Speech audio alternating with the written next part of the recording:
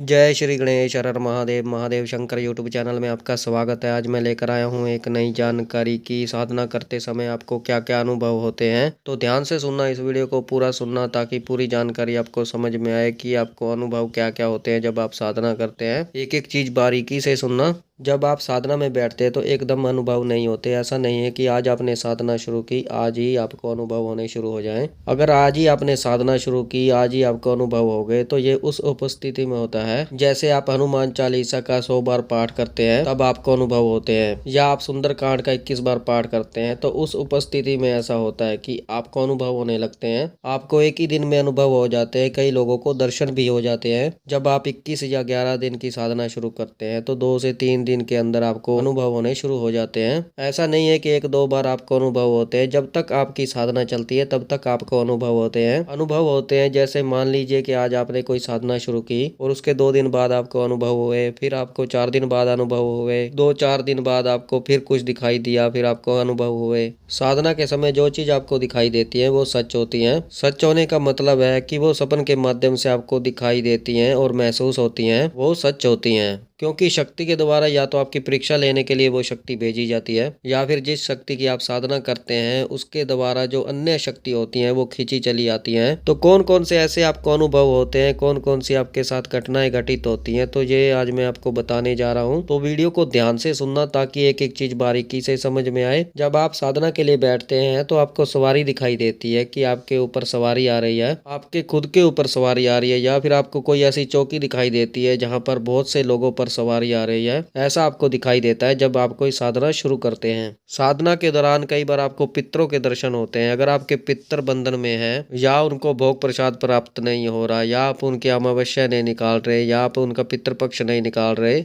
तो उनके जो दर्शन होते हैं वो ऐसा होते हैं जैसे वो रो रहे हों, वो भिक्षा मांग रहे हों। इस तरीके से उनके दर्शन आपको होते हैं। या फिर वो आपको बंधन में दिखते हैं जब आप कोई साधना करते हैं। तो जब आपके पितर प्रसन्न होते हैं तो वो आपको सफेद वस्त्रों में दिखाई देते हैं। कई बार आपके पास आकर बैठ जाते हैं, आपका मार्गदर्शन करते हैं, आपका हाल चाल पूछते हैं। तो अगर वो प्रसन्न होते हैं तो पितर आपको दिखाई देते हैं सपन के माध्यम से। जिस भी देवी या देवता की आप साधना कर रहे हैं उनके साथी देवता, उनके सेवक गण आपको दिखाई देते हैं। उदाहरण के लिए अगर आप भगवान शिव की साधना करते हैं तो उनसे जुड़े हुए जो उनके सेवक होते हैं वो आपको दिखाई देते हैं। जैसे नंदी है, आपको बैल दिखाई दे रहा है, अन्य भूत प्रेत आदि आपको गण दिखाई दे रहे हैं, वो सब आपको दिखाई देते हैं जो उनकी सेवा में रहते हैं। पर वो आपको किसी प्रकार का नुकसान नहीं पहुंचाते। अगर आप माता काली की उपासना कर रहे हैं, माता काली की साधना कर रहे हैं, तो उस समय भी आपके साथ ऐसा होता है कि बहुत सारी योगिनियां आपको दिखाई देती हैं। कई बार आपको ऐसे भी चित्र दिखाई देते हैं जो संभोग के होते हैं। तो ये सब योगिनियों के दृश्य होते हैं। तो जब आप किसी भी देवता की साधना करते हैं तो उनके साथी देवता या उनके जो गण होते हैं, उनके जो सेवक होते हैं वो दिखाई आपको देते हैं। कई बार आप जिस भी देवी या देवता की साधना करते हैं उनका रुद्र रूप भी आपके सामने आता है, आपको दिखाई देता है। जैसे आपको माता काली का विकराल रूप दिखाई देता है, आपके सामने आता है। आपको ऐसा लगता है माता काली रथ पर सवार है और विकराल रूप है उनका, चारों तरफ आग लगी हुई है, और आपको ऐसा लगता है कटारी लेकर आपके पीछे भाग रही हैं। ऐसा भी दृश्य आपको दिखाई देता है साधना के दौरान। या फिर आप किसी भी अन्य देवी देवता की साधना करते हैं तो उस समय भी आपको ऐसा दृश्य दिखाई देता है।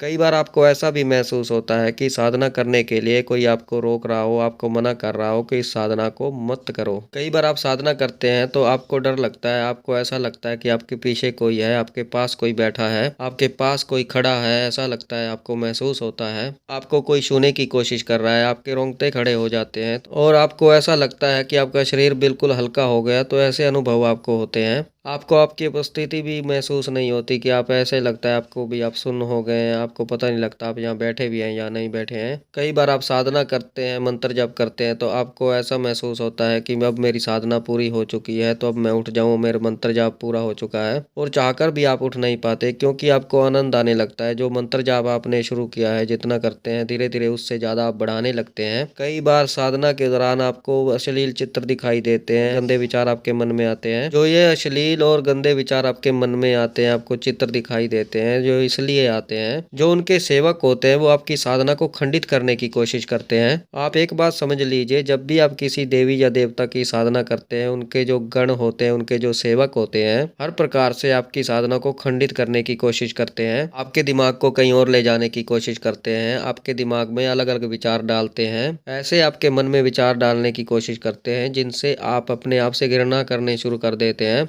आपको अपने आप से नफरत होने लगती है। जब आप साधना करके उठते हैं, मंत्र जाप करके उठते हैं, एकदम आपको डर सा महसूस होता है, आप डर जाते हैं, तो ये सब अनुभव होते हैं जब आप साधना शुरू करते हैं। कई बार आप साधना करते हैं तो आपके साथ ऐसा भी होता है कि आप साधना कर रहे हैं, रात को आपको कुछ ऐसा महसूस हुआ कि ऐसी चित्र दिखाई दिए जिससे आपका जो है ब्रह्मचर्य खंडित हो गया। ये आपको सपन के माध्यम से दिखाई देता है और आप सोचते हैं कि अब तो साधना करना संभव नहीं है, अब जो मेरी साधना है वो खंडित हो चुकी है। तो ये जो उपज होती है ये उन्हीं सेवकों की होती है जो उन देवी देवता के साथ रहते हैं। क्योंकि मैं आपको बता दूं, जो देवी देवता होते हैं इनकी सेवा में देवी देवता, महर्षि, महात्मा, यहाँ तक कि इनके भूत प्रेत आदि भी जो होते हैं सेवक होते हैं, हर प्रकार से इनके साथ जुड़े होते हैं, देवी देवताओं के साथ जुड़े होते हैं। भूत प्रेत, जिन चुड़ैल रात दिन इनकी सेवा में तत्पर रहते हैं। तो गलत से गलत और अच्छी से अच्छी जो शक्तियां हैं इनके साथ उपस्थित रहती हैं, देवी देवताओं के साथ उपस्थित रहती हैं, इनकी सेवा में रहती हैं। तो इस तरीके के आपको अनुभव होते हैं जब आप साधना करते हैं। तो अगर आपको इस प्रकार के अनुभव होते हैं तो सबसे पहले जब आप साधना शुरू कर रहे हैं तो आपको ये पता होना चाहिए कि साधना के दौरान कौन से अनुभव होते हैं, किस किस प्रकार के आपको अनुभव होते हैं। एकांतवास आपका होना चाहिए, एक कमरा आपके लिए अलग होना चाहिए, उसी में आपको साधना करनी है, उसी में आपको सोना भी है और डरने की आवश्यकता नहीं है। इस तरीके के चित्र आपको दिखाई देते हैं, पर जैसे ही आपकी साधना पूर्ण होने वाली होती है वैसे वैसे ये चीजें खत्म हो जाती हैं।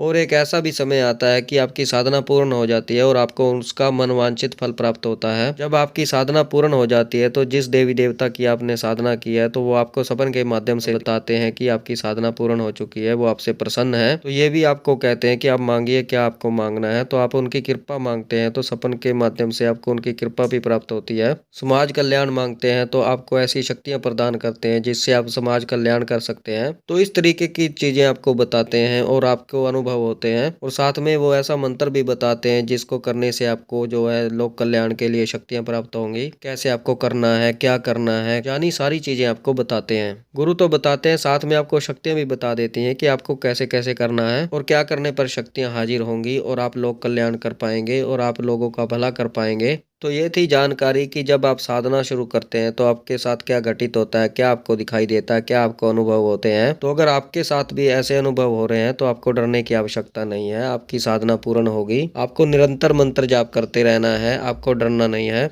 तो बाकी मुझे विश्वास है कि ये जानकारी आपको समझ में आई होगी और पसंद आई होगी। अगर आप हमारे चैनल पर नए हैं तो चैनल को सब्सक्राइब कीजिए और बेल आइकन को दबाइए ताकि हमारी जो नई जानकारी आए वो सबसे पहले आपको प्राप्त हो। ज़्यादा से ज़्यादा इस वीडियो को शेयर कीजिए ताकि और लोगों तक पहुँचे जो वो मंत्र जाप कर रहे हैं, वो समझ सकें कि उनके साथ भी अगर ऐसा हो रहा है, ऐसे अनुभव हो रहे हैं, तो उनको डरने की आवश्यकता नहीं है और वो निरंतर मंत्र जाप करते रहें ताकि उनकी साधना पूर्ण हो और देवता उनको दर्शन दे और उनकी मनवांछित इच्छा पूरी करें। वो साधना को बीच में ना छोड़े, किसी भी डर से या किसी भी कारण से वो रुके ना, अपना मंत्र जाप जारी रखें। लाइक करें, कमेंट करें, कमेंट में हर हर महादेव अवश्य लिखें। मैं महादेव और माता पार्वती जी से ये प्रार्थना करता हूँ कि आप पर सदैव कृपा बनाए रखें, आप खुश रहें, आपका परिवार खुश रहे, आपकी हर इच्छा पूरी हो, आपकी हर मनोकामना पूर्ण हो, आपके हर कार्य सिद्ध हो। तो हम मिलते हैं एक नई जानकारी के साथ, तब तक के लिए हर हर महादेव, हर हर महादेव, हर हर महादेव।